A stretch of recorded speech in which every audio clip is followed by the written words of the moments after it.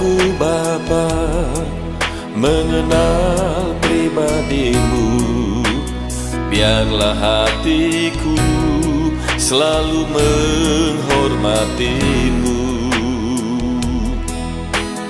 Bimbingku di setiap langkah hidupku, agar ku tak melukai hatimu.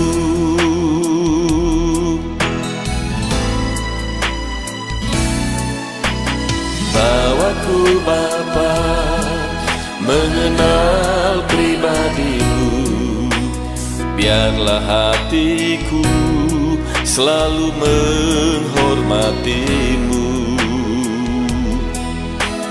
Bimbingku di setiap langkah hidupku, agar ku tak melukai hatimu. Ku tak mau mencintai apapun selain Engkau, kecuali Engkau, tiada yang ku ingini. Betapa rinduku berkenan padamu, ini hasrat jiwaku, inilah doaku.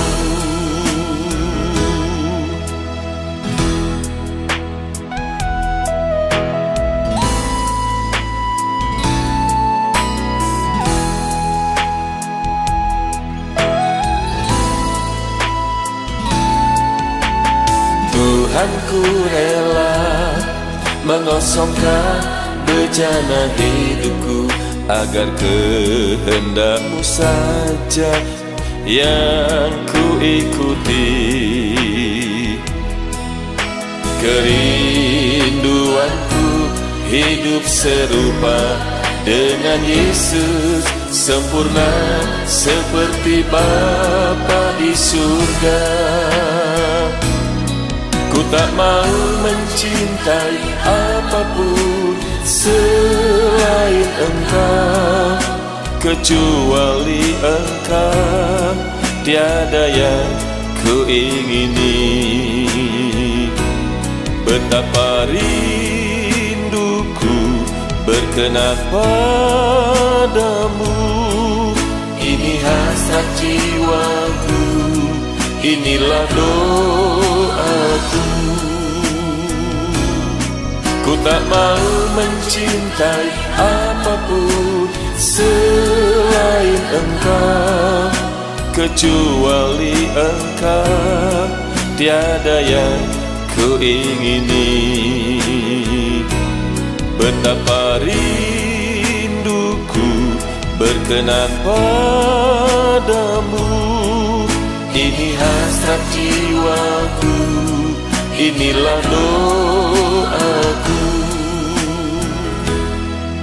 Ini hasrat jiwaku, inilah doaku.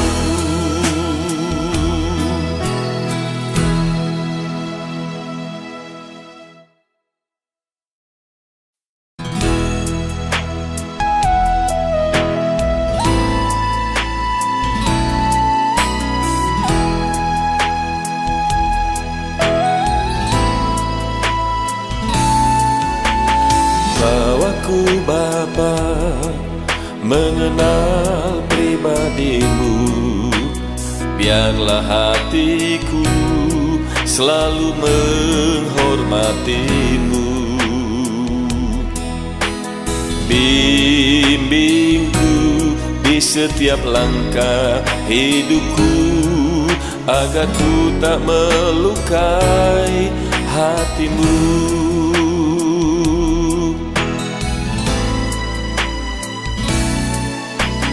Bawaku Bapa mengenal pribadimu, biarlah hatiku selalu menghormatimu. Bimbingku di setiap langkah hidupku, agar ku tak melukai hatimu. tak mau mencintai apapun selain Engkau. Kecuali Engkau, tiada yang ku ingini. Betapa rinduku berkenan padamu. Ini hasrat jiwaku, inilah doaku.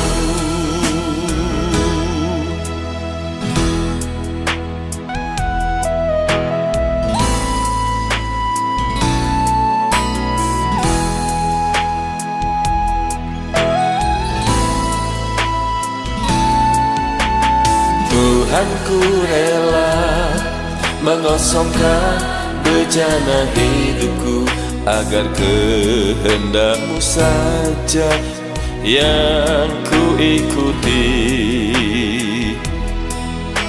Kerinduanku hidup serupa dengan Yesus, sempurna seperti Bapa di surga.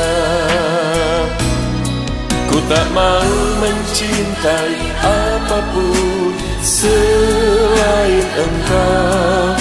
Kecuali Engkau, tiada yang ku ingini.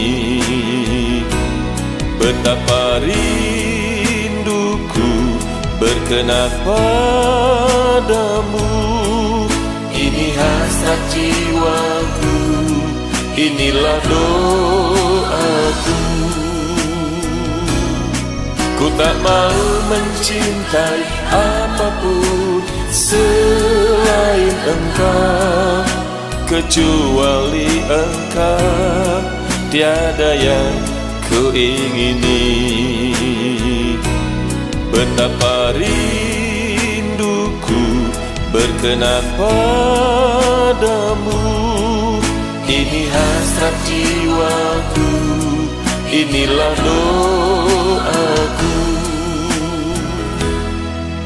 Ini hasrat jiwaku, inilah doaku.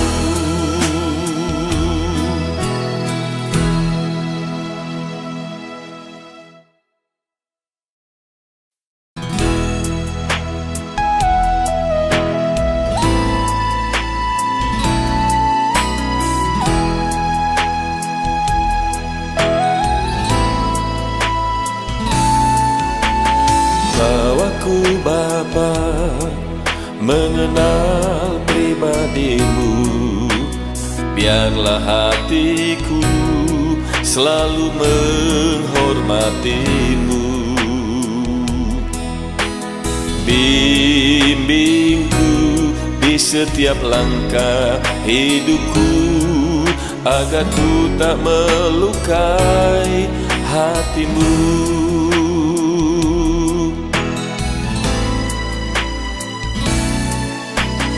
Bawaku Bapa mengenal pribadi-Mu, biarlah hatiku selalu menghormati-Mu. Bimbingku di setiap langkah hidupku, agar ku tak melukai hati-Mu. Ku tak mau mencintai apapun selain Engkau. Kecuali Engkau, tiada yang ku ingini. Betapa rinduku berkenan padamu. Ini hasrat jiwaku, inilah doaku.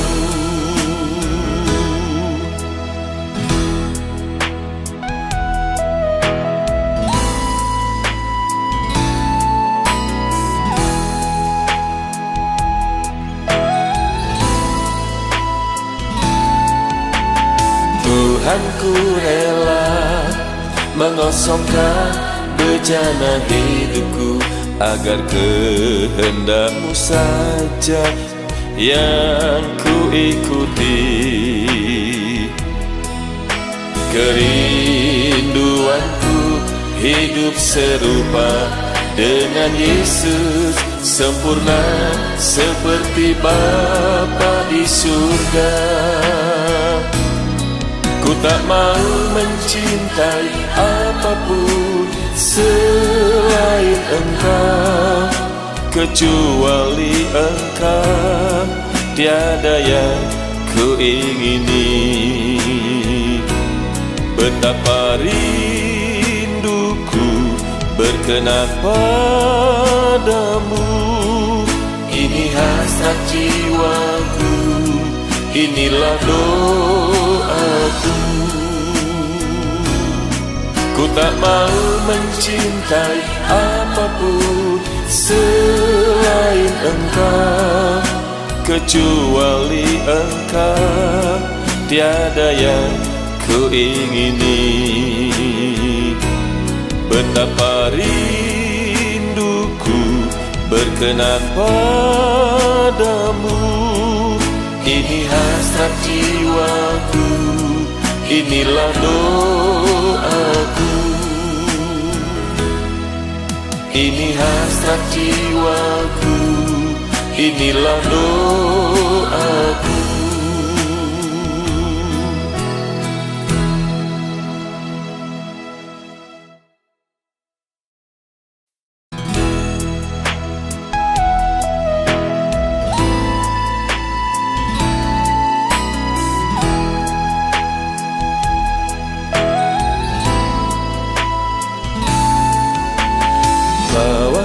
Bapa, mengenal pribadimu, biarlah hatiku selalu menghormatimu. Bimbingku di setiap langkah hidupku, agar ku tak melukai hatimu.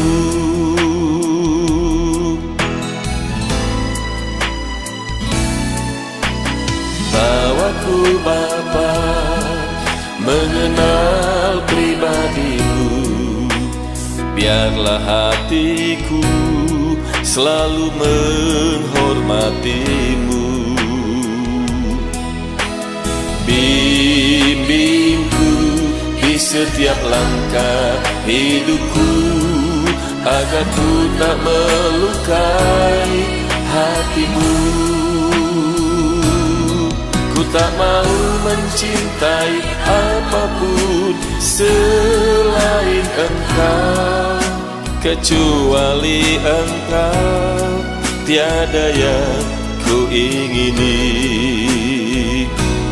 Betapa rinduku berkenan padamu, ini hasrat jiwaku, inilah doaku.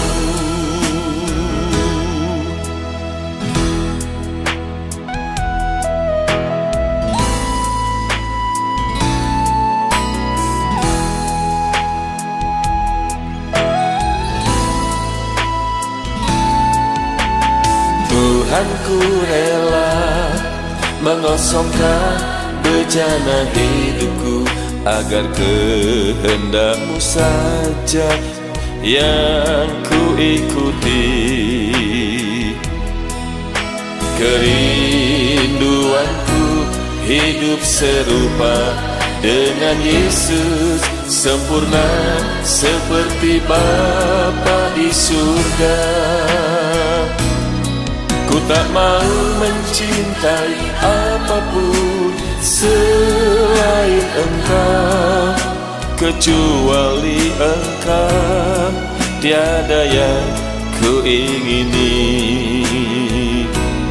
Betapa rinduku berkenan padamu, ini hasrat jiwaku, inilah doaku.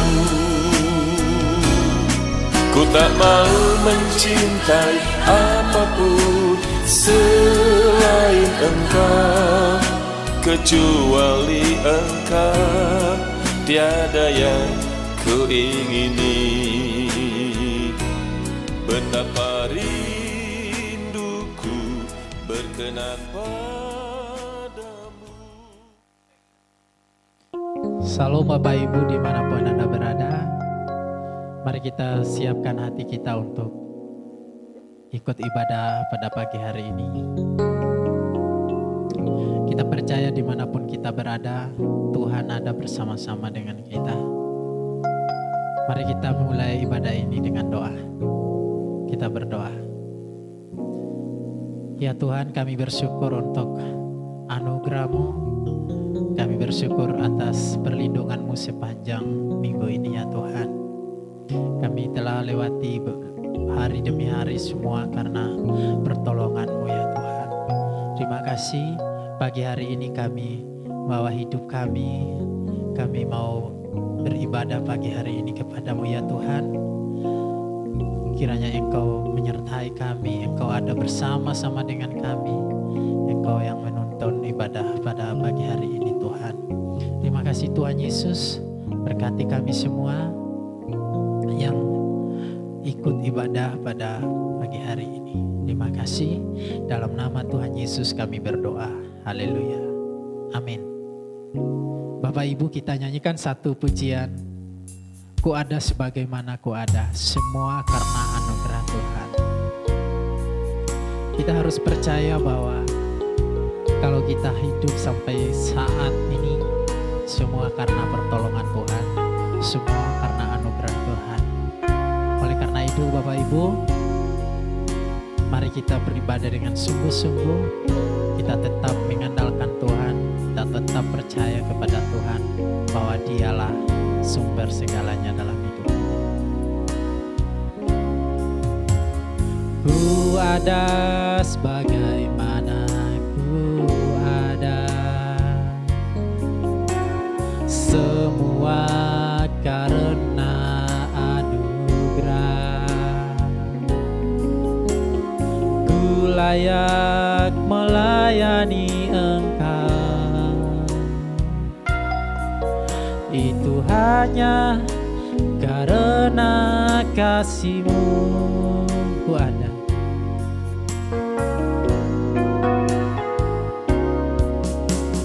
ku ada sebagaimana ku ada,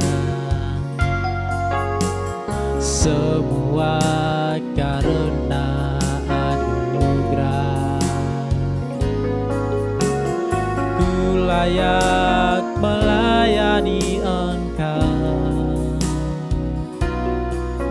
itu hanya karena kasih-Mu.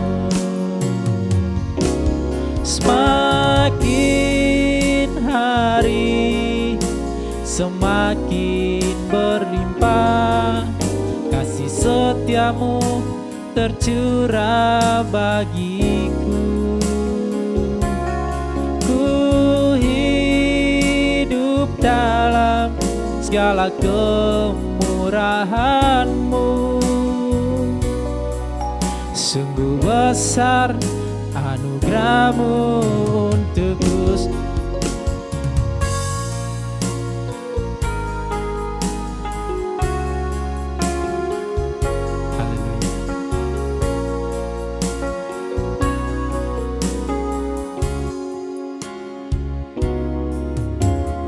Ku ada sebagaimana ku ada, semua karena anugerah. Ku layak melayani Engkau, itu hanya karena kasih-Mu. Sekali lagi, ku ada sebagaimana ku ada, semua karena anugerah. Ku layak melayani Engkau, itu hanya karena kasih-Mu. Semakin hari semakin berlimpah, kasih setia-Mu tercurah bagiku. Ku hidup dalam segala kemurahan-Mu. Sungguh besar anugerah-Mu untukku. Semakin hari semakin berlimpah, kasih setia-Mu tercurah bagiku. Ku hidup dalam segala kemurahan-Mu. Sungguh besar anugerah-Mu untukku. Semakin hari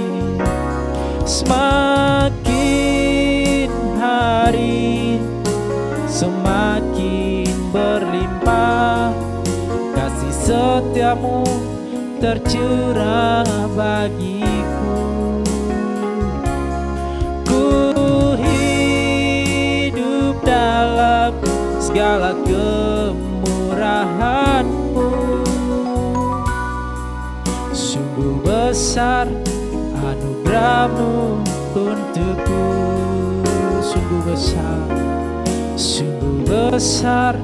anugerah-Mu untukku.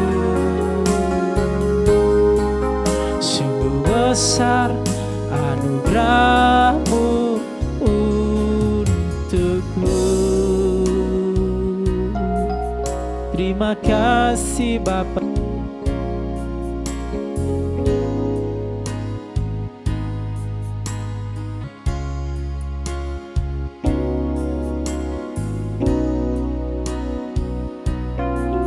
Terima kasih Tuhan, terima kasih buat anugerah-Mu. Terima kasih Yesus, terima kasih Roh Kudus. Haleluya, haleluya. Kami ada karena anugerah Tuhan, kami ada karena kasih-Mu Tuhan.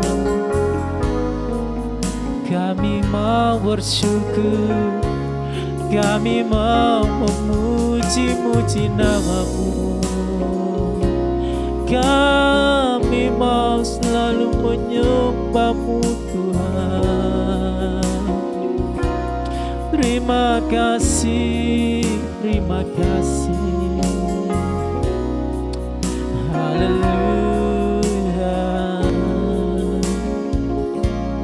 Terima kasih buat anugerah-Mu.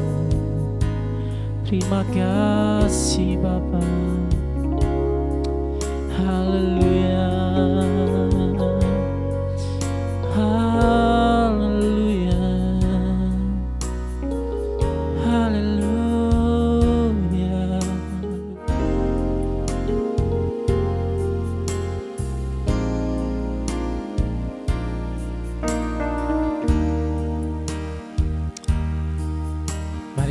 Mari kita nyanyikan satu pujian lagi. Bapa, aku mau indah di mata-Mu. Haleluya Tuhan.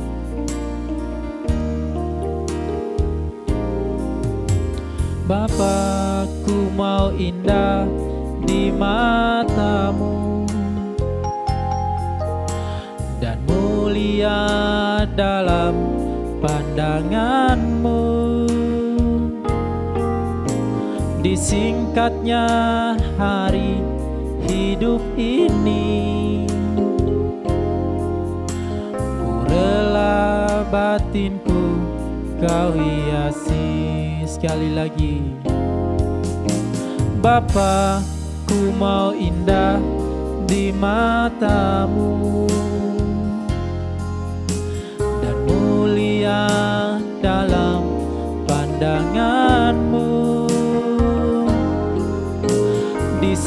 singkatnya hari hidup ini, ku rela batinku kau hiasi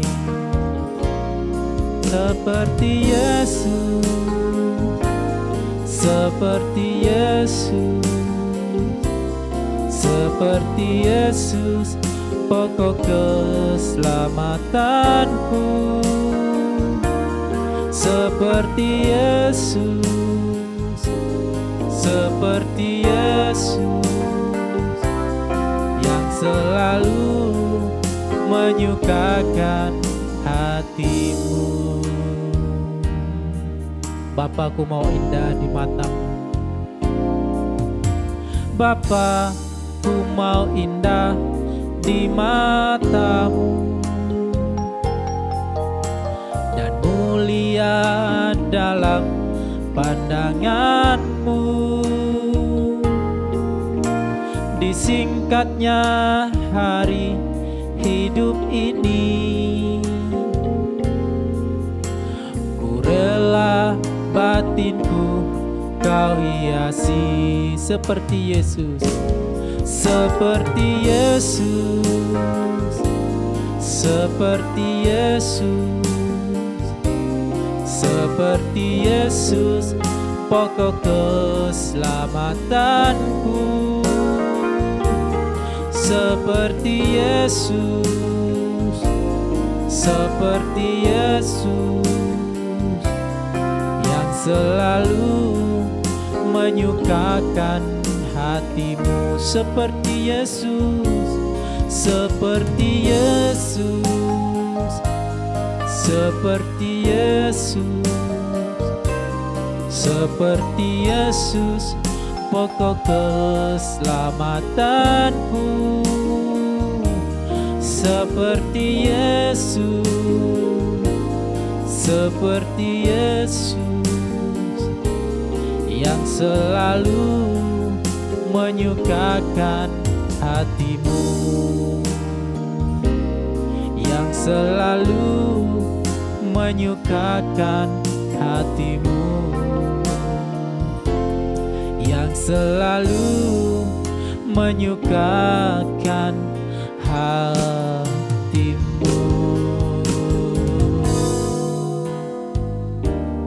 Haleluya, haleluya Tuhan. Benar Tuhan, kami rindu untuk selalu menyenangkan hatimu ya Tuhan. Kami rindu untuk seperti Tuhan kami Yesus yang selalu setia dan taat, bahkan taat sampai mati di kayu salib. Bapa, saat ini kami mau mendengarkan firman-Mu. Biarlah kami semua diberkati dengan berkat surgawi lewat firman-Mu pagi hari ini ya Tuhan. Terima kasih Tuhan, berkati kami semua, berkati hamba-Mu yang akan menyampaikan firman-Mu. Biar semua yang disampaikan adalah firman yang hidup, yang menghidupkan kami ya Tuhan. Terima kasih Tuhan Yesus, ini doa kami, hanya dalam nama Tuhan Yesus kami berdoa, haleluya, amin.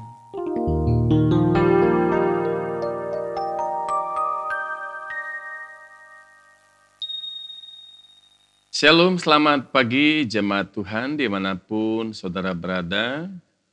Kembali kita berjumpa di dalam ibadah live streaming. Dan saya berdoa agar kita semua boleh menikmati berkat-berkat Tuhan, baik melalui puji-pujian, penyembahan, dan khususnya melalui kebenaran firman Tuhan. Bapak Ibu yang Tuhan kasihi, pada pagi ini kita bersama-sama akan belajar kebenaran firman Tuhan. Bagaimana cara pandang kehidupan orang percaya. Roma 6 ayat 11 berkata, demikianlah hendaknya kamu memandangnya, bahwa kamu telah mati bagi dosa, tetapi kamu hidup bagi Allah dalam Kristus Yesus. Demikianlah hendaknya kamu memandangnya. Kata memandang itu sama atau sejajar artinya dengan memahami, Sejajar artinya dengan melihat, sejajar juga artinya dengan memaknai. Jadi kata kunci ayat yang kita baca ini adalah cara pandang kehidupan. Kita tahu Bapak Ibu bahwa cara pandang seseorang tentang tujuan hidupnya akan sangat mempengaruhi model kehidupan yang akan dijalaninya. Jalan hidup yang dijalani oleh seseorang atau hidup yang digelar oleh seseorang, titik pangkalnya dimulai dari cara pandang seseorang tentang kehidupannya. Kalau memandang dunia ini adalah sebagai firdaus,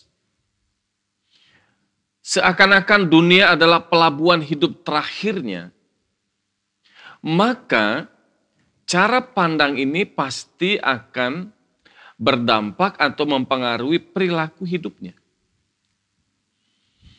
Kalau orang memahami, memandang, atau melihat bahwa dunia ini adalah pelabuhan terakhir hidupnya, di mana dia menaruh harapannya di situ, menganggap dunia sebagai tempat kebahagiaannya, dunia sebagai tujuan terakhirnya, maka hal itu akan berdampak pada cara hidupnya, perilakunya, dan filosofi kehidupannya yang berkembang dan dikembangkan untuk mendukung cara pandang ini.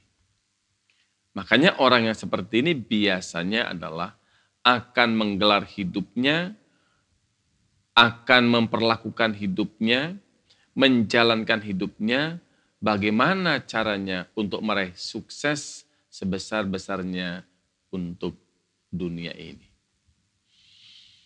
Orang Kristen dipanggil dalam visi yang berbeda. Orang Kristen dipanggil oleh Tuhan untuk memiliki cara pandang yang berbeda. Cara memahami kehidupan itu dengan cara yang berbeda.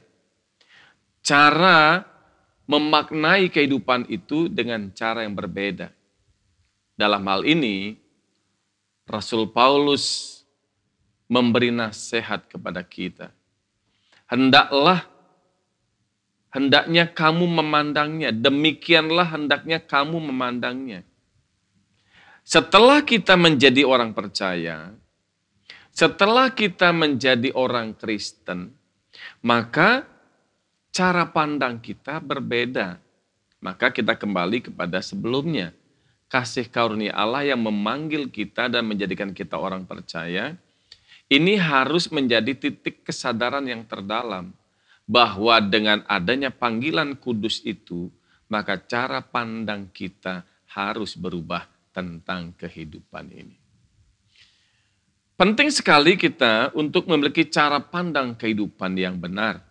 Karena kita tahu bahwa hidup seseorang itu dikendalikan oleh visi. Orang tidak memiliki visi berarti dia tidak memiliki arah tujuan hidup. Orang yang hidup tanpa visi, maka dia akan ibaratnya seperti sebuah kapal berlayar, tidak tahu arahnya kemana, dan beranggapan bahwa setiap pelabuhan itu adalah tujuannya. Ada juga orang yang punya visi, tapi visinya itu tidak jelas. Sehingga hidupnya pun menjadi tidak jelas. Orang yang sukses biasanya adalah orang yang memiliki visi yang jelas. Hamba Tuhan yang dipakai Allah adalah hamba Tuhan yang biasanya dan selalu memiliki dan seharusnya memiliki visi yang jelas dalam pelayanannya. Nah, sehubungan dengan apa yang saya katakan tadi bahwa hidup seseorang itu dikendalikan oleh visi, maka kita akhirnya dapat memahami bahwa hidup manusia di dunia ini hanya ada dua model visi, hanya ada dua pilihan visi hidup. Yang pertama adalah visi dunia. Dan yang kedua adalah visi kerajaan Allah.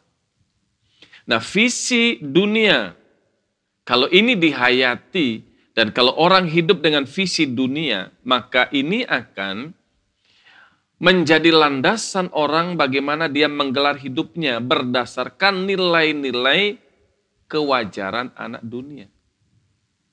Jadi kalau orang itu hidup dengan visi dunia, maka dia akan menggelar hidupnya berdasarkan nilai-nilai dunia.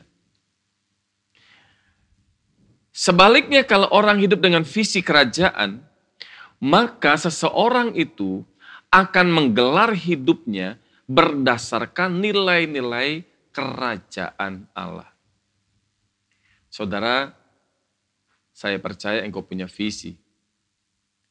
Dan saya berharap agar hidup ini harus selalu mereview kembali apa yang menjadi visi hidup kita. Ada banyak orang Kristen yang telah dipanggil oleh Tuhan untuk tujuan keselamatan, untuk tujuan kemuliaan Allah. Tetapi gaya hidupnya, visi hidupnya tetap dengan visi lama, visi dunia. Ada banyak orang Kristen yang mengerti dan yang diajar kebenaran firman, tetapi dia tidak menghayati hidupnya harus berjalan dalam visi kerajaan Allah. Sehingga kehidupan orang yang seperti ini, dia tidak akan pernah bisa berjumpa dengan Tuhan. Saudara dapat bayangkan kalau ada orang Kristen yang tidak pernah mengalami perjumpaan dengan Tuhan. Mungkin dia mengenal Tuhan secara doktrin. Mungkin dia mengenal Tuhan dalam ajaran. Tapi dia tidak pernah membangun hidupnya dalam nilai-nilai kerajaan Allah yang mengantarkannya dia bisa menghayati makna menjadi anak-anak Tuhan. Dan dia memiliki pengalaman pribadi yang berjumpa dengan Tuhan. Orang yang hidup dengan visi dunia, orang-orang Kristen dalam hal ini yang hidup dengan visi dunia, pasti tidak ada tempat untuk Allah. Dan tidak ada akses Allah untuk menggarap hidup seseorang itu. Kalau orang itu hidup berorientasi kepada dunia, percintaan dengan dunia, ingin menikmati dunia, meraih segala kemuliaan dunia, pasti tidak ada tempat untuk Allah di dalam hidupnya. Dan tidak ada akses Allah akan menggarap hidupnya. Dan itu sebabnya orang Kristen yang hidup dengan visi dunia, tidak mungkin bisa mencapai kehidupan serupa dengan Yesus dan sempurna seperti Bapa. Dan kalau orang Kristen yang hidupnya tidak didapati oleh Allah seperti hidup yang dijalankan oleh Tuhan Yesus atau hidup serupa dengan Yesus dan sempurna seperti Bapa, maka betapa celakanya ketika dia menghadap takhta pengadilan Kristus setelah mengakhiri perjalanan hidupnya di tengah dunia ini. Di sana orang diadili berdasarkan perbuatannya. Jadi orang tidak bisa berkata, Tuhan, Tuhan, aku telah melayanimu. Tuhan, Tuhan, aku telah menjadi anggota gereja. Tetapi yang Tuhan ingin katakan kepada kita dalam Matius pasal 7 ayat 21-23. Orang yang dikenal oleh Allah itu adalah orang yang mengalami proses kehidupan yang semakin hari semakin serupa dengan Yesus. Sehingga hidup orang yang kategorinya hidup serupa dengan Yesus, pasti perilakunya, apa yang dipikirkan, apa yang dirasakan, dan apa yang dilakukan, selalu sesuai dengan pikiran dan perasaan Allah. Dan orang yang hidup selalu sesuai dengan pikiran dan perasaan Allah, itulah yang dimaksud dengan hidup yang dapat dinikmati oleh Tuhan. Jadi kata aku tidak mengenal engkau di dalam Matius pasal 7 ayat 21-23 itu memakai kata ginosko. Artinya Allah menikmati. Jadi kalau Allah tidak mengenal, bukan dia tidak tahu, tapi Allah tidak menikmati hidup kita. Karena hidup kita yang kita gelar, hidup kita yang kita jalani, mengaku Kristen, merasa menjadi orang percaya, tapi seluruh gelaran hidup kita, visinya visi dunia, cita rasanya cita rasa dunia, gaya hidupnya gaya hidup dunia. Sehingga orang yang seperti ini jelas tidak akan pernah bisa berjumpa dengan Tuhan dan tidak akan pernah ada akses di mana Allah bisa menggarap hidupnya, sebab Allah menggarap hidup seseorang yang rela digarap. Allah bisa menggarap hidup kita yang mau hidup dalam visi kerajaan Allah. Bapak Ibu yang Tuhan kasihi, salah satu ciri visi dunia, salah satu ciri orang yang hidup dengan visi dunia adalah pasti orang itu selalu berpusat kepada kepentingannya sendiri. Selalu saya, selalu aku. Kepentinganku, kesenanganku, perasaanku, ini untukku, ini adalah hakku, semua orientasinya kepentingan diri sendiri. Nah, bagaimana membangun nilai diri dari tolak ukur dunia yang berorientasi sukses materi, sukses karir, sukses finansial, sukses pendidikan, sukses bisnis, itu yang menjadi tolak ukur dunia. Jadi, orang yang berpusat dengan diri sendiri akan selalu membangun nilai diri dari tolak ukur dunia. Saya harus sukses. Saya harus meraih semua yang saya inginkan. Saya harus berhasil dalam finansial. Saya harus berhasil dalam bisnis. Saya harus berhasil dalam pendidikan. Dan lain-lain. Dalam hal ini saudara-saudara, orang dunia memaknai perubahan hidup dengan ukuran sukses. Jadi kalau orang dunia mengatakan bahwa hidupnya telah berubah, perubahan yang dimaksud tentu adalah landasannya visi dunia. Tolak ukurnya tolak ukur dunia. Yaitu diukur dari kesuksesan yang dapat dilihat dan diukur, ditakar. Jadi kesuksesan di dalam visi dunia selalu orientasinya adalah kesuksesan. Tentu kesuksesan di sini adalah kesuksesan dalam tolak ukur dunia yang dapat diukur dan dapat ditakar. Misalnya, sukses menurut dunia itu adalah dari yang tidak punya rumah, lalu dia berhasil menjadi pemilik beberapa rumah, bahkan rumah mewah. Dari yang tidak punya rumah, dia sukses menjadi pemilik beberapa villa, beberapa hotel, dan bahkan sejumlah tanah di mana-mana. Orang dunia, ukurannya, tolak ukurnya adalah demikian. Segala sesuatu yang dapat diukur, segala sesuatu yang dapat ditakar.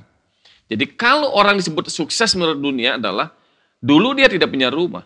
Waktu masih muda, dia mungkin kos di sana-sini, kontrak di sana-sini, lalu tiba-tiba dia menjadi hebat, dia punya rumah besar, bukan hanya 1, 2, dia punya villa, mungkin punya hotel. Itu menurut orang dunia sukses. Itu tolak ukur. Itu adalah standar keberhasilan orang dunia. Itu sebabnya visi dunia adalah visi yang selalu berdasarkan kepada materi. Tolak ukurnya adalah harta, kekayaan. Sukses menurut dunia dari yang dulu mungkin tidak punya kendaraan. Sekarang dia menjadi pemilik dari beberapa kendaraan yang bermerek, yang mahal. Dan orang merasa ini sukses yang kurai. Ada juga orang yang mengukur sukses dengan yang dulu tidak punya penghasilan. Sekarang dia menjadi orang yang kaya, menjadi orang jutawan, bahkan mungkin miliarder. Nah, saudara-saudara yang Tuhan kasihi, orang yang sukses dalam visi dunia, selalu ukurannya itu adalah bagaimana dia bisa meraih segala sesuatu yang dikatakan sukses menurut dunia. Karena ukurannya itu adalah harta, kekayaan, materi, uang, dan lain sebagainya. Maka kalau orang hidup dengan visi ini, saya yakin dan percaya dari sejak kecil orang tuanya sudah mempersiapkan bagaimana dia bisa menjadi seorang yang memiliki daya saing untuk meraih kehidupan yang berstandar dunia. Itu sebabnya orang tua tidak merasa sayang menyekolahkan anaknya di sekolah yang terbaik. Bahkan bila mana perlu dari sejak kecil sudah sekolah internasional. Supaya nanti kalau tamat sekolah yang terbaik, dia menjadi orang yang terampil, menjadi orang yang punya kualitas dan memiliki daya saing dalam dunia kerja, dalam dunia bisnis. Sehingga dengan demikian, maka kalau semakin pekerjaannya baik, berarti penghasilannya baik. Kalau penghasilan baik, berarti karirnya harus baik. Kalau karir harus baik, berarti dia harus dan layak atau pantas mendapat semua kemewahan dunia. Jadi kita melihat bahwa siklus kehidupan manusia yang memiliki visi dunia selalu adalah persoalannya bagaimana dia bisa meraih sukses. Sukses menurut dunia. Sukses dalam takaran yang bisa diukur dan bisa ditakar, yaitu kekayaan, harta, uang, dan lain sebagainya. Tetapi sayangnya saudara-saudara, orang-orang yang seperti ini sama sekali tidak menyadari bahwa hidupnya di dunia ini hanyalah sementara. Hidup di dunia ini hanyalah orang seperti seorang musafir yang berjalan dalam kesementaraan, kefanaan.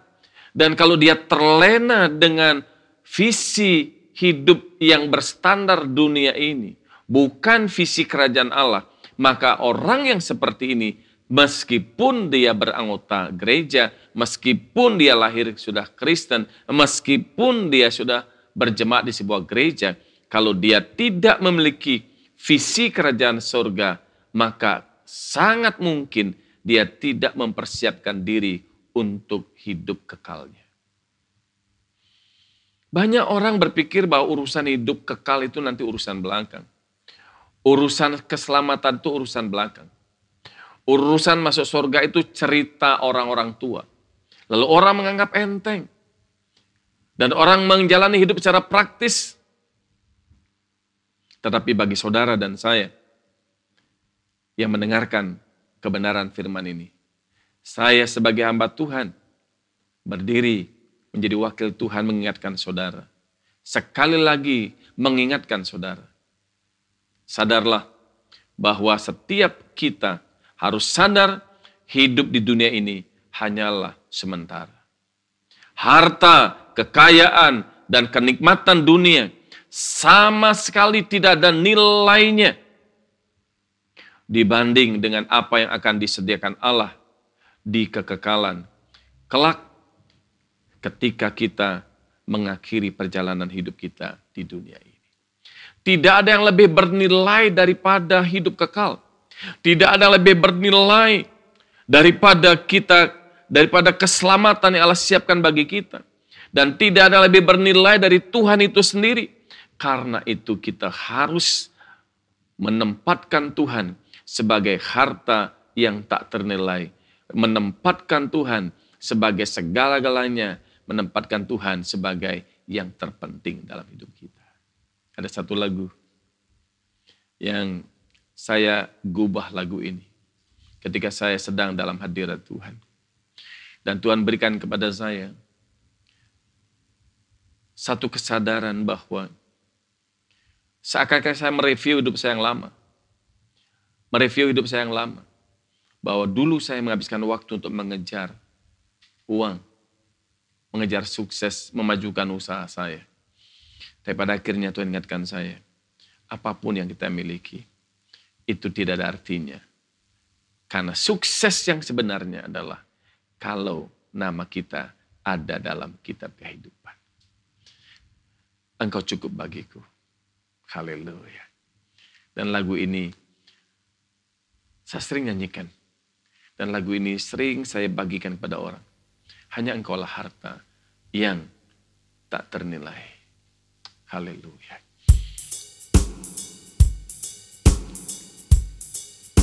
Saudara bisa nyanyi bersama-sama dengan saya ini.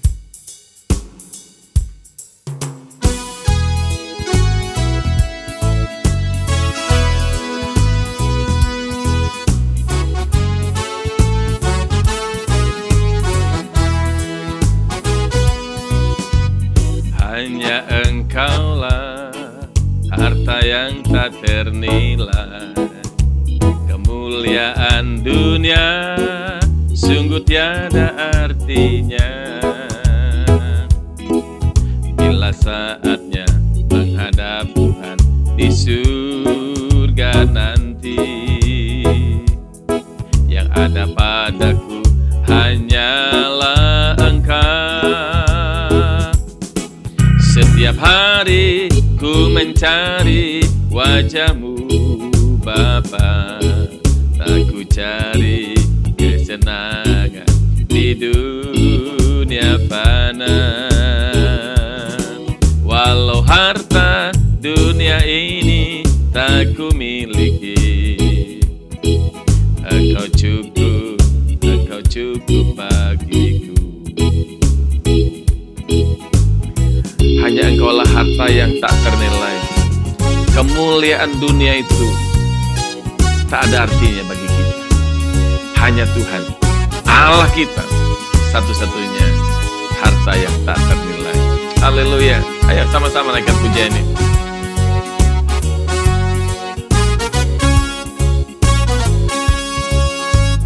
Hanya engkaulah harta yang tak ternilai. Kemuliaan dunia sungguh tiada artinya. Bila saatnya menghadap Bapa di surga nanti,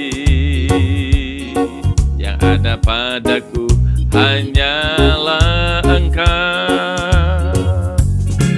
Setiap hari ku mencari wajah-Mu Bapa, tak ku cari kesenangan di dunia fana.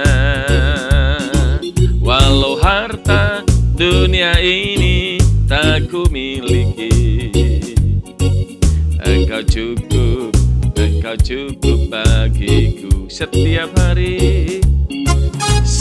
hari ku mencari wajah-Mu Bapa, tak ku cari kesenangan di dunia fana. Walau harta dunia ini tak ku miliki, Engkau cukup bagiku. Engkau cukup bagiku. Engkau cukup bagiku. Bapak Ibu yang Tuhan kasihi, kalaupun selama hidup kita dalam dunia ini, saudara bekerja, saudara berusaha, saudara melakukan aktivitas hidupmu sebagai orang percaya di tengah dunia ini, dan selama hidupmu, engkau belum punya kesempatan untuk memiliki rumah sendiri, mobil sendiri, ataupun selama hidup saudara engkau seakan-akan Tuhan membiarkanmu hidup dalam kesederhanaan di tengah dunia ini. Itu harus dipandang dengan cara pandang yang berbeda. Cara pandang Injil Kerajaan mengatakan, walau harta dunia ini tidak kumiliki, itu bukan masalah, karena memiliki Tuhan itu cukup bagi kita. Saya waktu naikkan pujian ini dan saya waktu menulis lagu ini, saya ingat masa kecil saya, Bapak Ibu. Masa kecil saya ini penuh dengan penderitaan, penderitaan tanpa batas. Belum genap setahun, saya ditinggalkan oleh ayah dan ibu saya. Saya dibesarkan oleh paman saya yang super miskin di desa. Dan dari sejak kecil belum usia sekolah, saya sudah harus bekerja dan dipaksa bekerja membantu paman saya. Kalau tidak melakukan pekerjaan yang memuaskan perasaan paman saya, biasanya ujung-ujungnya saya pasti akan kena marah.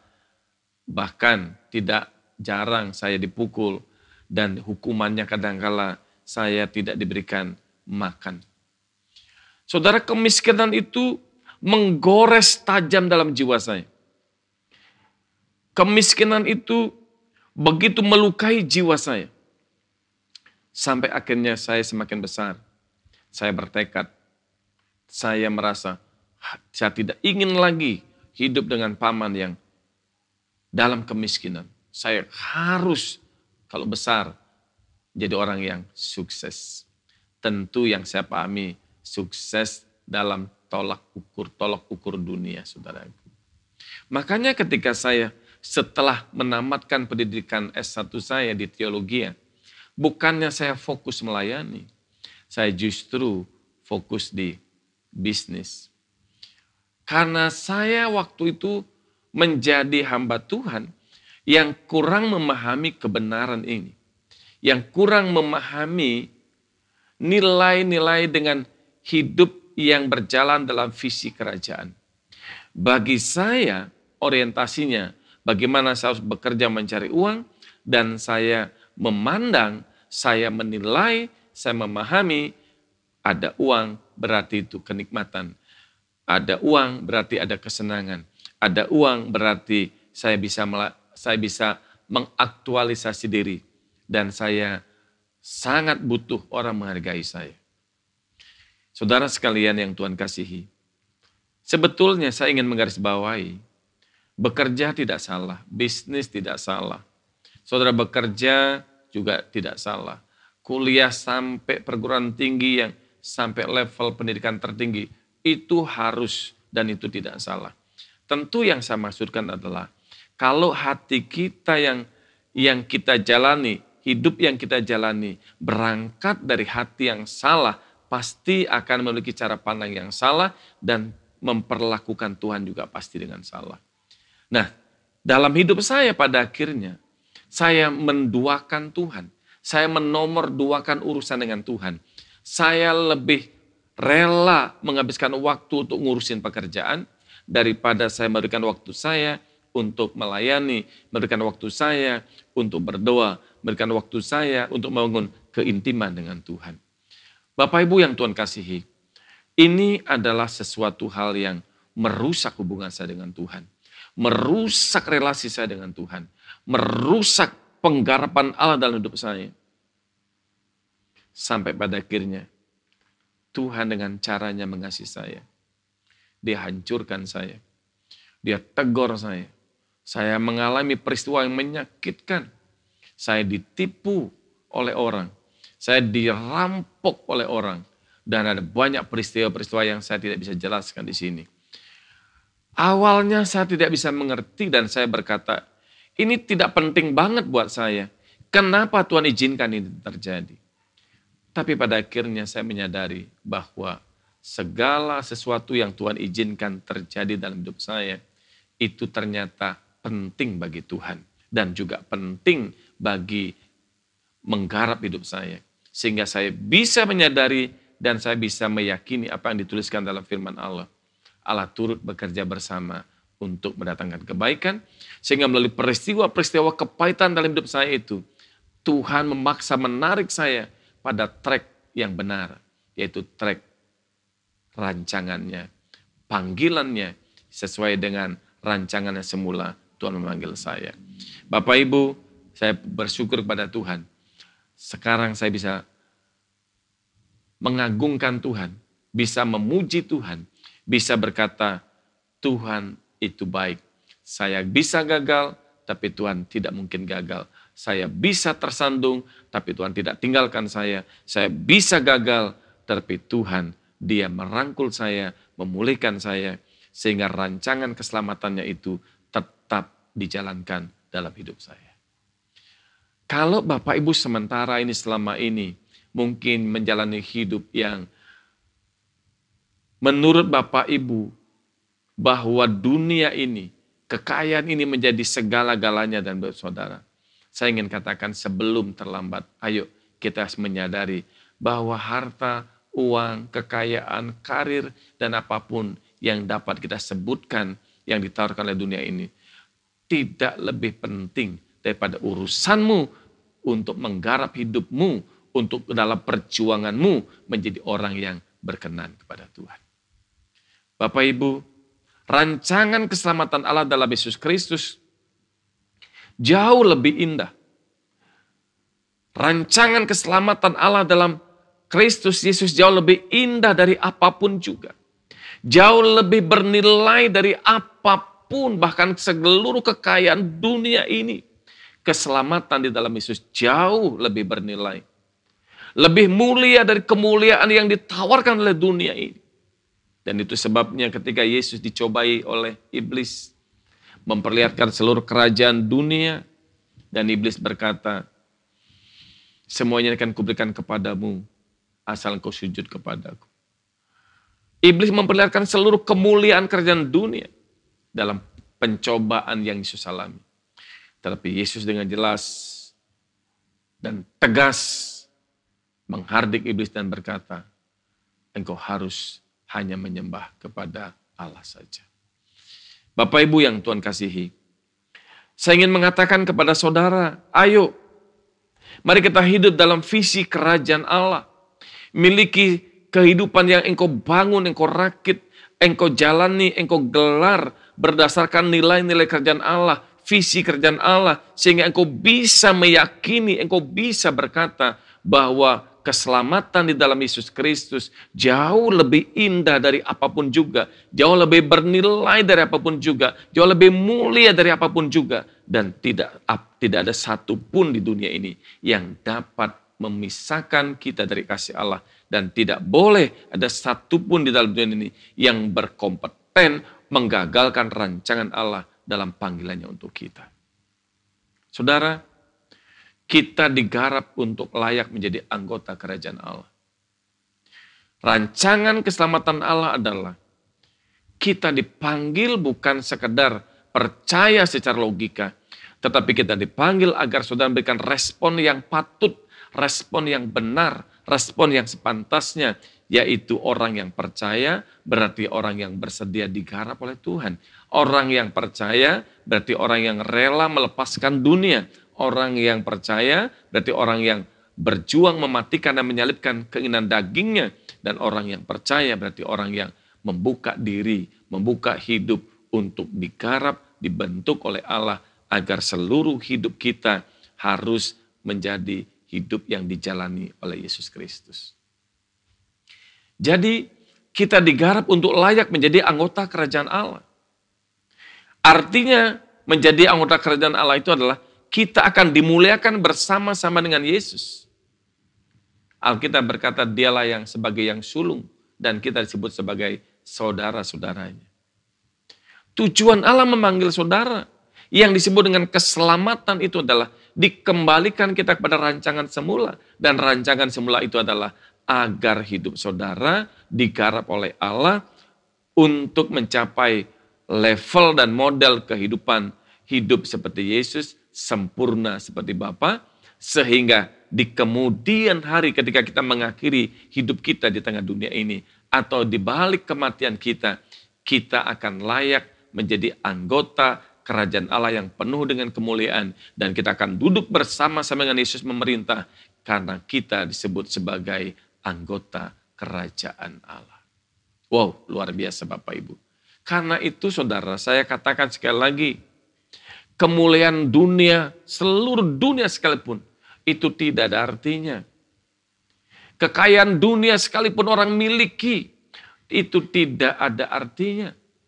Nilai kemuliaan, dan kehormatan yang disediakan Allah, yang dirancangkan Allah untuk saudara, jauh lebih dari segala sesuatu yang dapat disebut di dalam dunia ini. Saudara, hidup dalam kemuliaan dan kekayaan Allah.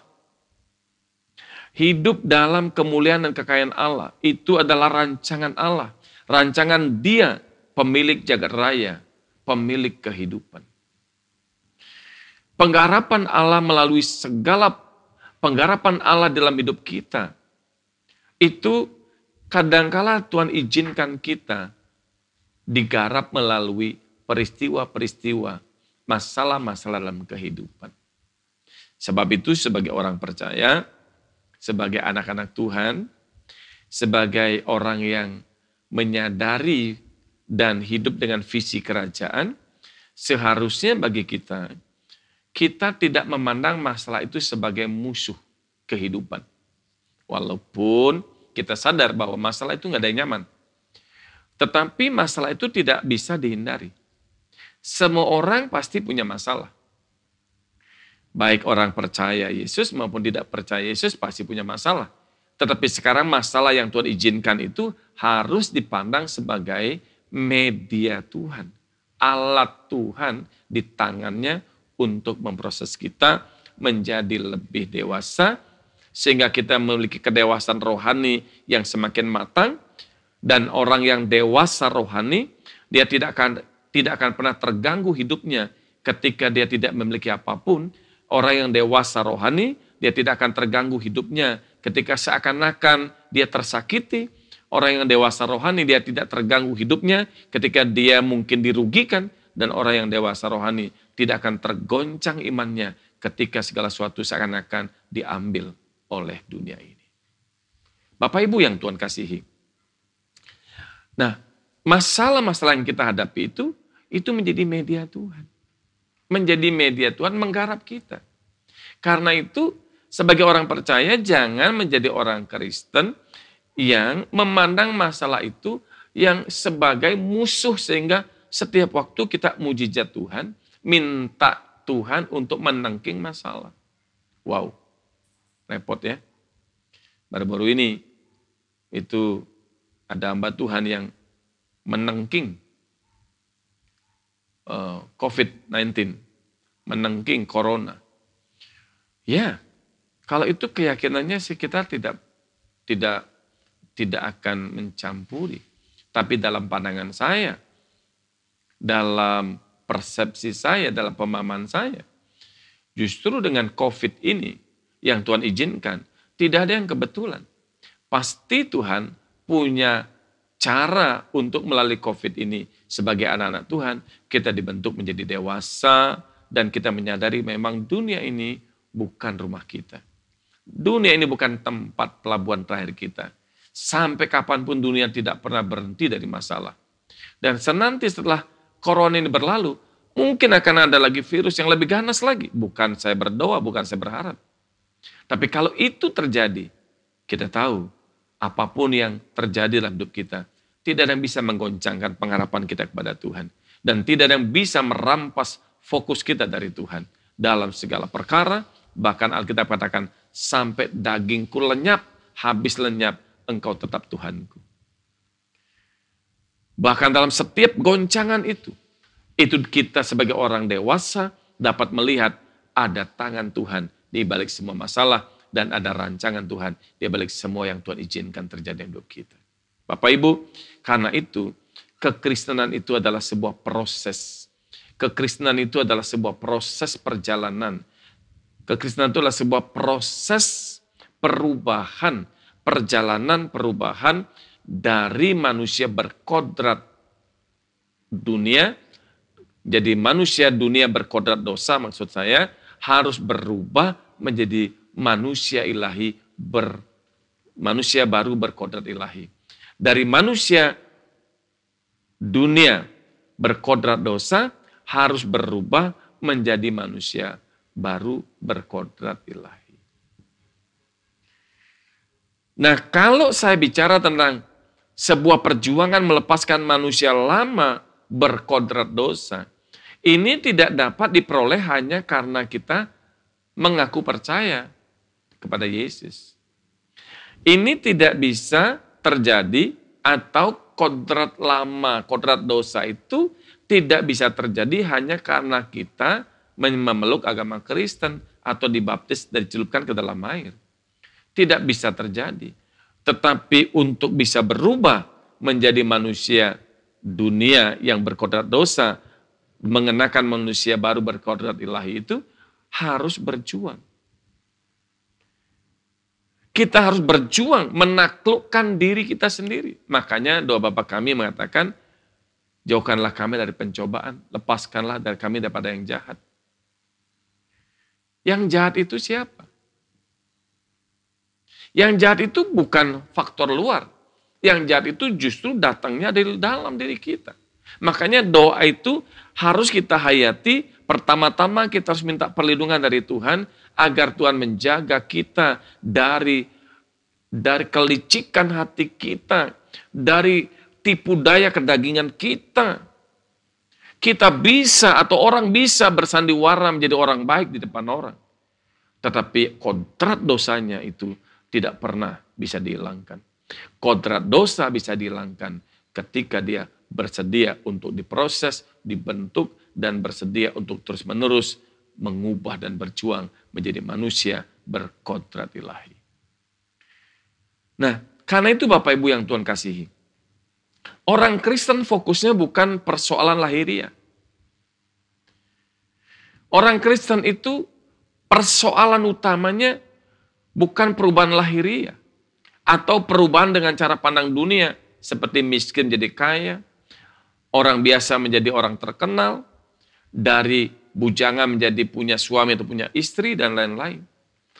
Banyak orang menghayati berubah itu adalah dengan tolak ukur dunia. Miskin jadi kaya, dari nggak punya rumah menjadi punya rumah. Nah, kekristenan itu harus saudara pahami. Kekristenan itu bicara soal manusia batiniah yang harus indah. Manusia batiniah yang terus-menerus dipoles menjadi indah dan berkenan kepada Allah, sehingga manusia batiniah itu dapat dinikmati oleh Tuhan, dapat mendatangkan keharuman bagi Tuhan. Karena itu kekristenan bukan memoles manusia lahiriah, tapi kekristenan itu bicara bagaimana kita harus menjalani hidup dengan visi kerajaan. Visi kerajaan itu adalah bagaimana kita harus menaklukkan daging kita, mematikan daging kita, dan mengenakan manusia baru yang terus-menerus diperbaharui sampai pada akhirnya makna kelahiran baru itu sungguh dapat terrealisasi dalam hidup kita. Jadi kelahiran baru itu bukan proses waktu orang terima Yesus dan dibaptiskan, tapi kelahiran baru adalah buah dari proses perjuangan kita melepaskan manusia lama berkodrat dosa dan harus menghidupkan kembali hidup Yesus agar seluruh pikiran perasaan kita harus selalu sesuai dengan pikiran perasaan Bapa. Itulah yang dimaksud dengan manusia baru berkodrat ilahi. Bapak Ibu yang Tuhan kasihi, kekristenan bukan soal lahiriah, tapi kekristenan itu bicara soal manusia batiniah. Kalau ada orang Kristen yang tidak hidup sepenuh hati untuk Tuhan, kalau ada orang Kristen yang hidup pura-pura mengasihi Allah, kalau ada orang Kristen yang nampak dia sebagai hamba Tuhan, pelayan Tuhan, atau orang percaya, tetapi dia masih hidup dengan pola hidup orang dunia, masih hidup dengan visi dunia, masih hidup dengan selera dunia, maka ada diksi yang dapat disematkan kepada orang itu. Dan kalimat itu berkata, orang Kristen seperti ini adalah pengkhianat kasih karunia Tuhan. Ini kalau ada diksi pengkhianat kasih karunia Tuhan, itu artinya apa? Kasih karunia begitu luar biasa Allah kerjakan melalui salib, penderitaan yang luar biasa. Dia tergantung di atas langit dan di antara langit dan bumi. Darahnya tercurah, tubuhnya tercabik-cabik. Dia rela menderita, menggantikan posisi kita, menanggung dosa kita. Itu karena dia lakukan karena belas kasihannya. Itu karena bentuk kasih karunia-Nya. Dan melaluinya dia mau ingin menamaikan saudara. Dan saudara ditarik dari dunia ini untuk dibawa kepada kemuliaan Allah. Nah yang ditarik oleh Allah, yang digarap oleh Allah, kemudian di tengah-tengahnya hanya pura-pura mengasihi Allah. Orang yang pura-pura mencintai istrinya disebut pengkhianat, orang yang pura-pura mencintai suaminya disebut pengkhianat, dan orang yang pura-pura mencintai Tuhan, itu juga disebut sebagai pengkhianat kasih karunia Tuhan. Dan saya berdoa, bukan saudara, saya berdoa, kalaupun dalam hidup kita sementara ini, kita ditemukan oleh Allah, belum serius, ayo kita bangkit, ayo kita perbaiki, ayo kita berjuang, supaya hidupmu jangan lagi menjalani hidup dengan visi dunia, tetapi kekristenanmu harus dijalankan dengan visi kerjaan Allah untuk tujuan Allah, sehingga seluruh hidupmu yang kau gelar, segala sesuatu yang kau lakukan, segala sesuatu yang kita pikirkan, segala sesuatu yang kita perbuat harus dilakukan hanya untuk kemuliaan Bapa. Pelayanan itu bukan soal ritual, pelayanan itu bukan soal aktivitas gerejawi, tapi pelayanan itu, makna melayani itu adalah kita melayani perasaan Bapa, melayani perasaan Tuhan. Tujuannya bukan untuk mencari kepuasan kita. Ada banyak orang melayani aktif di gereja, sebetulnya yang dia kejar kepuasan dirinya. Saya puas kalau saya sudah bisa pimpin pujian, saya puas kalau saya sudah bisa khotbah, saya puas kalau orang sudah panggil saya Pak Pendeta, saya puas kalau orang sudah bilang khotbahmu bagus, saya puas kalau orang sudah bilang, waduh puji-pujianmu bagus. Saudara melayani tidak tulus. Kita harus melayani. Harus pertama-tama apa yang kita lakukan? Kita melayani perasaan Bapa, yaitu hidup bagi menyenangkan perasaannya. Kalau ada orang Kristen yang hidupnya dengan visi dunia, maka dia sebetulnya ada diksi lain. Adalah orang seperti ini disebut sebagai orang yang tidak menghormati Allah secara patut dalam hidupnya. Ada nggak orang Kristen yang tidak menghormati Allah secara patut dalam hidupnya? Banyak. Dan mimbar itu adalah tempat yang paling runyam, di mana orang tidak memberikan rasa hormat yang patut bagi Tuhan. Karena di mimbar itu banyak kali orang mencari aktualisasi diri, menggelar kesombongan, menunjukkan dia seorang hebat, menunjukkan dia seorang yang fasih dalam pelayanan. Dan kalau itu terjadi, kita sebetulnya tidak menghormati Allah secara patut. Visi kita bukan visi kerajaan, tapi visi kita, visi dunia yang dibalut dengan hal-hal yang rohani. Saudara yang Tuhan kasihi, firman Tuhan berkata, demikianlah hendaknya kamu memandangnya, bahwa kamu telah mati bagi dosa, tetapi kamu hidup bagi Allah dalam Kristus Yesus. Kita harus mati bagi dosa. Kita harus mati bagi dosa. Dalam Alkitab, terutama Perjanjian Baru, istilah dosa sering menggunakan kata Yunani, hamartia. Hamartia itu artinya meleset, luncas, tidak mencapai seperti fokus yang diharapkan. Ketika yang kita pikirkan, ketika yang kita inginkan dan yang kita lakukan meleset dari pikiran dan perasaan Allah, maka itu adalah hamartia. Itu adalah keluncasan. Itu yang diterjemahkan dalam Perjanjian Baru sebagai dosa. Saudara mungkin berkata, aku tidak menyembah berhala. Saya tidak menyembah kayu, tidak menyembah patung, tidak menyembah batu, dan lain sebagainya. Tetapi saudara-saudara, tapi kalau hati kita terikat dengan percintaan dengan dunia, memberi nilai tinggi terhadap harta, atau memberi nilai tinggi terhadap apapun selain Tuhan, maka itu adalah sebuah hamartia. Karena di dalamnya ada praktek penyembahan berhala yang sangat menjijikkan hati Allah.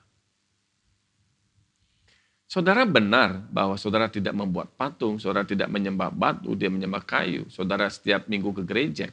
Tapi kalau saudara memberi nilai tinggi terhadap kekayaan dan saudara menaruh harapan kepada kekayaan, saudara ingin mendapatkan kebahagiaan dari kekayaan, engkau merasa bahwa engkau tidak punya uang, nggak bahagia, dengan adanya uang kau berharap bahagia, saudara sebetulnya saudara telah menjadikan mamon itu sebagai Allah saudara.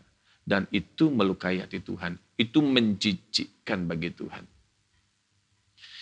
Bapak Ibu, kalau itu terjadi dalam praktek hidup kita, maka itu disebut dengan hamartia. Meleset, luncas. Karena itu Paulus memberikan kepada kita wanti-wanti. Kamu telah mati bagi dosa. Seharusnya di dalam Yesus Kristus, hidup kita, visi kita harus hidup bagi Allah. Dan kita tahu saudara yang Tuhan kasihi, bahwa kalau kita hidup tidak sesuai dengan pikiran dan perasaan Allah, maka kita sebetulnya telah mengkhianati Tuhan. Bapak Ibu, kita harus mematikan daging kita. Orang Kristen harus berjuang mematikan dagingnya, menyalibkan manusia lamanya, mematikan daging lalu menyuntikkan pikiran dan perasaan Allah ke dalam pikiran dan perasaannya. Orang Kristen harus mematikan dagingnya lalu menyuntikkan pikiran dan perasaan Allah ke dalam pikiran dan perasaan kita.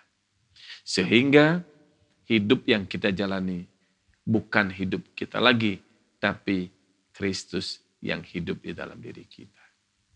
Nah, kalau pikiran dan perasaan Allah kita suntikkan dalam diri kita, maka kita akan melihat praktek hidup yang mulia. Mau marah dan berantem sama orang yang menyakiti kita, kita suntikkan pikiran dan perasaan Allah, kita kemudian bisa menyadari hidup kita pun bergantung dari pengampunan Allah. Kalau kita sudah diampuni, maka kita juga harus mengampuni. Jangan dihitung berapa kali saudara mengampuni orang lain. Sebab Allah juga tidak pernah menghitung berapa banyak kesalahan dan dosa yang saudara perbuat di hadapan Tuhan. Kalau kita bisa menyuntikkan pikiran perasaan Allah, maka perilaku kita, gelaran hidup kita akan selalu sesuai dengan pikiran dan perasaan Allah. Mau hidup dengan visi dunia, percintaan dengan dunia, keterikatan dengan apapun di dunia ini, harus ingat firman Tuhan. Tidak boleh ada pengkhianatan dengan Tuhan. Satu-satunya yang harus menjadi tujuan hidup kita adalah memuaskan keinginan Bapa. Jadi karena itu saudara, kita harus memandang kita mati bagi dosa dan menyuntikkan kehidupan Yesus dalam diri kita. Sehingga seluruh perilaku kita berkenan kepada Allah. Bapak Ibu, hidup untuk kepentingan Allah itu tidak mudah. Kekristenan adalah kehidupan yang menghidupkan kembali kehidupan Yesus dalam kehidupan kita. Bukan hanya sebatas agama, bukan hanya ritual-ritual agamanya. Satu-satunya tujuan hidup kita adalah bagaimana kita harus menjalankan hidup yang tidak bercela dan menyenangkan hati Bapa. Hidup tidak bercela dan menyenangkan hati Bapa itu sama artinya dengan hidup yang berkenan kepada Bapa. Hidup yang tidak bercela dan menyenangkan hati Bapa itu sama artinya hidup berkenan kepada Bapa. Hidup yang berkenan kepada Allah cuma satu standarnya, yaitu kehidupan yang seperti Yesus. Hidup seperti Yesus, itulah hidup yang berkenan kepada Allah. Jika hidup kita dibangun dengan visi kerajaan Allah, maka kita bisa berkata, tidak ada yang lebih penting dalam hidupku selain berkenan kepada Bapa. Berjuang menyenangkan hati Bapa lebih penting dari urusan mencari harta. Menyenangkan hati Bapa, urusan menyenangkan hati Bapa lebih penting daripada mengejar jabatan. Hidup berkenan kepada Allah jauh lebih penting daripada membangun karir di dunia ini. Bahkan lebih penting dari jabatan gereja. Jadi jika karena kekayaan, jabatan, karir, bahkan kita tidak punya apa-apa pun, bahkan ketika kita tidak menjadi siapa-siapa di dalam dunia ini, kita tidak punya kekayaan, kita tidak punya jabatan, kita punya karir bagus, tidak punya apapun, kalau kita hidup dengan visi kerajaan Allah, maka kita bisa berkata, itu bukan masalah. Bahkan jabatan pendeta tidak lebih penting daripada mengejar perkenanan Tuhan. Buat apa menjadi pendeta? Buat apa menjadi pelayan Tuhan? Pada akhirnya kita tidak berkenan kalau jabatan pendeta itu hanya kamuflase dari seluruh keinginan daging kita. Bapak Ibu, meski selama kita hidup di dunia ini penuh dengan penderitaan, penuh dengan tekanan, memikul salib, itu bukanlah masalah. Kenapa, saudara? Sebab masalah satu-satunya bagi orang percaya adalah bagaimana kita bisa didapati oleh Allah, berkenan kepada Allah. Mari bertobat, bangun kembali di mana kita jatuh. Perbaiki kehidupan kita yang salah. Jangan pura-pura melayani sementara itu kepentingan kita, penuh dengan hasrat dan syarat dengan kepentingan kita. Mari kita bangun kembali kehidupan. Jalani hidup ini dengan visi kerajaan, bahwa apapun yang kita perbuat dan seluruh yang kita miliki hanyalah untuk kemuliaan Bapa di surga. Matikan daging kita, matikan seluruh manusia lama kita, dan suntikkan kehidupan Yesus dalam diri kita. Maka saya percaya itu tidak mudah, tapi Roh Kudus akan menolong kita. Selamat berjuang, kiranya Tuhan Yesus memberkati kita. Haleluya. Mari angkat satu pujian yang berkata, Bapa, aku rindu hidup berkenan di hadapan-Mu. Satu pujian yang boleh menguatkan kita. Satu pujian yang boleh memberkati kita. Haleluya. Oh, terima kasih Bapa. Engkau baik bagi kami. Terima kasih buat kebenaran firman. Terima kasih buat firman-Mu. Terima kasih buat hadir-Mu di tengah-tengah kami. Kami menghormati-Mu. Ampuni semua kesalahan kami, pelanggaran kami, ketidakpatutan kami di depan Engkau, Bapa. Berikan pada kami kesempatan untuk kami hidup berkenan di depan Tuhan.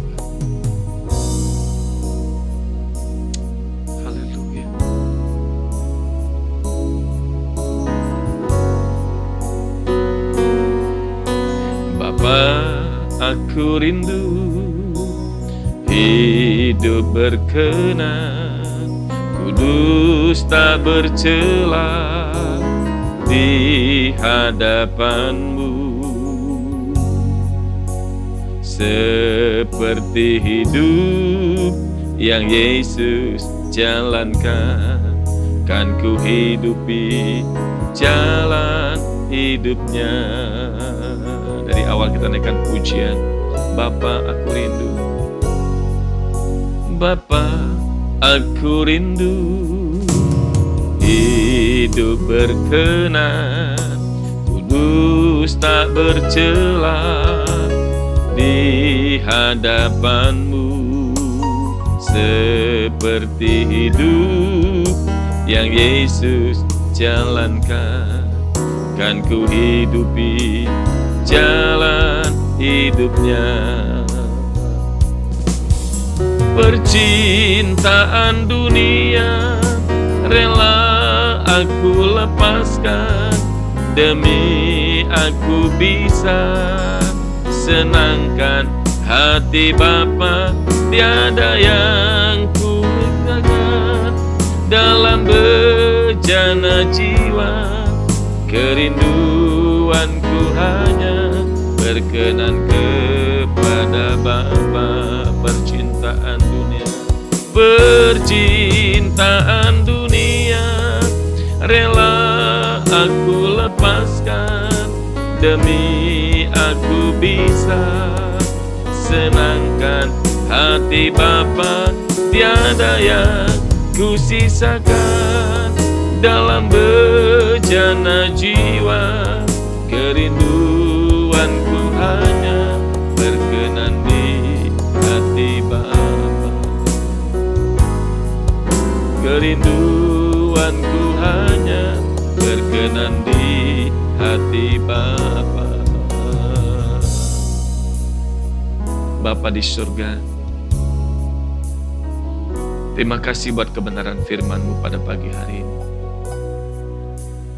Pegang hidup kami, tuntun kami, agar kami menjalani kehidupan ini bukan dibangun di atas visi dunia, tapi menjalani hidup dengan cara pandang yang baru, visi kerajaan surga. Kami fokus dengan Engkau, dan kami akan terus berjuang untuk hidup menyenangkan hati-Mu. Karena itu tolong setiap kami yang hadir dan bergabung dalam ibadah ini, diberkatilah Tuhan. Proses dan garap mereka untuk semakin berkenan di hadapan Tuhan. Terpujilah nama-Mu. Kami mengucap syukur dalam nama Tuhan Yesus Kristus. Haleluya. Amin. Bapak Ibu yang Tuhan kasihi, demikian kebenaran firman Tuhan. Saudara, saya tetap mengimbau saudara untuk terus mewaspadai di sekitar kita, jangan lengah. Sekalipun pemerintah sekarang sudah melakukan upaya kehidupan yang normal, tetapi kita harus tetap waspada, kita harus tetap hidup memperhatikan protokoler kesehatan, dan jangan lupa juga saudara bahwa ibadah-ibadah streaming untuk sementara waktu ini kita masih tetap lakukan. Kita belum bisa tahu sampai kapan, tapi saya berharap Agustus ini kita sudah bisa ibadah. Tapi ini belum kepastian. Hanya saya berharap Agustus kita bisa ikut ibadah. Ya. Dan yang kedua, saya sarankan pada saudara untuk ikuti ibadah pertengahan minggu. Jangan lupa untuk hari Rebo itu ibadah membedah kebenaran. Bless Community, tapi kontennya membedah kebenaran. Ya. Dan minggu ini akan dilayani juga oleh hamba Tuhan dari Jakarta, Dr. Jos Sudarman. Bapak Dr. Jos Sudarman akan melayani saudara. Jangan lupa saudara yang belum punya aplikasi Zoom, saudara bisa download sekarang dan belajar mempraktekkan supaya saudara bisa menjalaninya. Ya. Yang kedua, saudara, hari Kamis atau kalau dirubah sesuai dengan kesepakatan, ada pelayanan IGK, ibadah gereja keluarga. Nanti setiap hari Selasa, yaitu atau Rebu pagi paling terlambat, akan saya bagikan tema mingguan dan akan saya bagikan teks atau ayat-ayat yang akan kita bisa bawakan dalam ibadah gereja keluarga. Hadir dan tetap aktif di dalam kegiatan ini saudara, jangan sampai saudara melewatkan berkat-berkat rohani melalui pelayanan yang kami upayakan secara maksimal buat saudara. Terima kasih buat saudara yang telah memberikan persembahannya. Kiranya Tuhan memberkati saudara. Tetap kuat di dalam Tuhan dan bersama dengan Yesus kita mampu melewatinya. Baik, demikian informasi yang sampaikan buat saudara. Sekarang kita mau tutup di dalam doa. Kita naikkan pujian, semua baik, semua baik. Kita tahu bahwa apapun yang Tuhan izinkan terjadi, itu baik buat kita. Haleluya.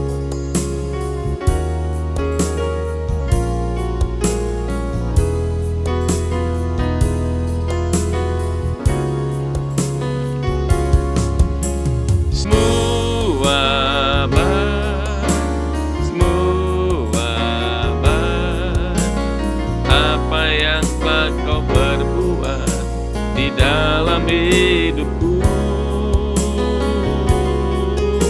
semua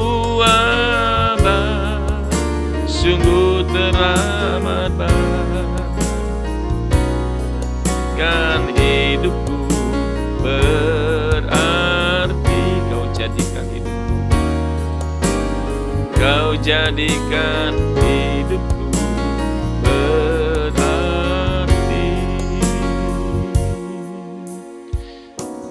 Kami mengarahkan hati kami kepadamu, ucap syukur buat kehadiran Tuhan dan berkat Tuhan dalam ibadah pada pagi hari ini. Dan setiap kami yang hadir sudah diberkati oleh Tuhan. Kami berdoa untuk Ketua Sinode kami, Bapak Dr. Erastus Sabdono diberkati, GSKI Tuhan berkati, dan seluruh jemaat dimanapun berada di seluruh dunia diberkati oleh Tuhan. Demikian juga kami berdoa untuk kerja-kerja lain, biar kiranya kami semua dipakai menjadi alat Tuhan untuk menyampaikan kabar baik bagi setiap orang. Terima kasih Bapa di surga, terpujilah namamu. Ini doa kami naikkan kepadamu dalam nama Tuhan Yesus. Saudaraku yang Tuhan kasih, arahkan hatimu kepada Tuhan. Terimalah kiranya damai sejahtera Allah Bapa, kasih karunia dalam Tuhan Yesus Kristus, kuat kuasa persekutuan dalam Roh Kudus menyertai saudara, mulai siang hari ini sampai Maranatha, Tuhan Yesus datang kali yang kedua. Terimalah berkat Tuhan dalam nama Tuhan Yesus. Haleluya. Amin. Salam bless. Bless for me, bless for you, bless for us. Tuhan berkati. Ku tak mau mencintai apapun selain Engkau, kecuali Engkau, tiada yang ku ingini. Betapa rinduku berkenan padamu, ini hasrat jiwaku, inilah doaku.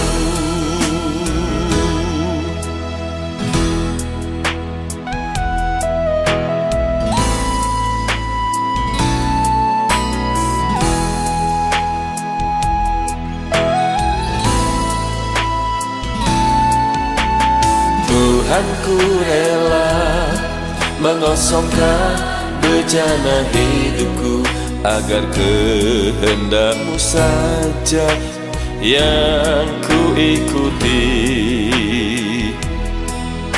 Kerinduanku hidup serupa dengan Yesus, sempurna seperti Bapa di surga.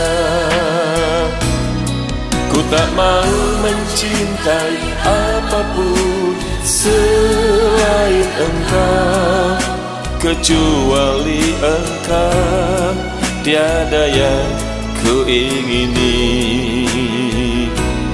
Betapa rinduku berkenan padamu, ini hasrat jiwaku, inilah doaku.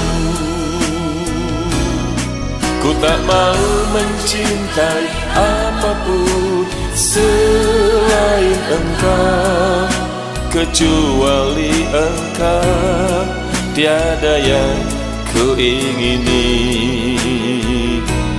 Betapa rinduku berkenan padamu, ini hasrat jiwaku, inilah doaku. Ini hasrat jiwaku, inilah doaku.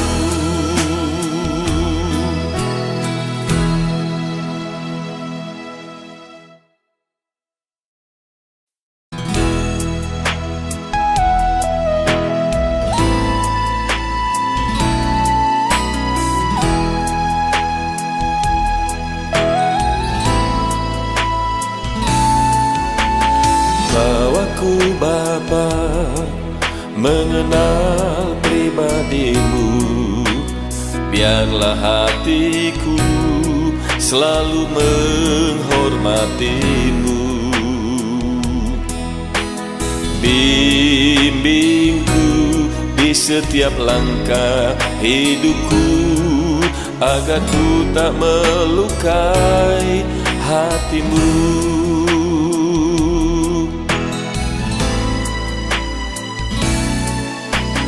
Bawaku Bapa, mengenal pribadimu. Biarlah hatiku selalu menghormatimu. Bimbingku di setiap langkah hidupku, agar ku tak melukai hatimu.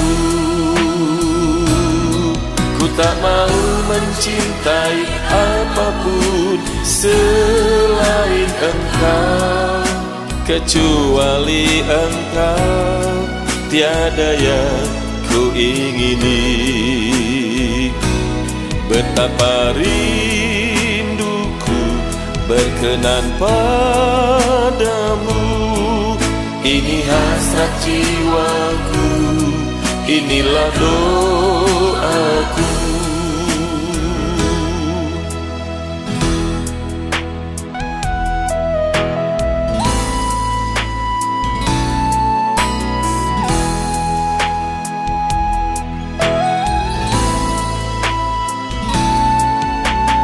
Tuhan, ku rela mengosongkan bejana hidupku, agar kehendak-Mu saja yang ku ikuti.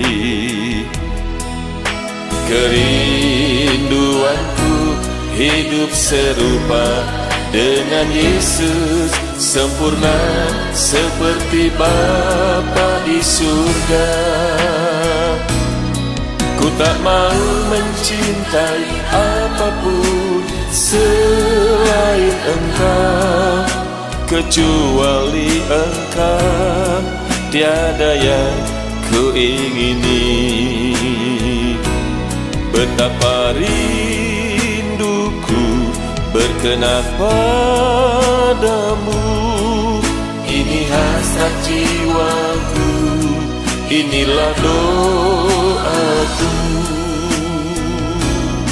Ku tak mau mencintai apapun selain Engkau, kecuali Engkau, tiada yang ku ingini. Betapa rinduku berkenan padamu. Ini hasrat jiwaku, inilah doaku. Ini hasrat jiwaku, inilah doaku.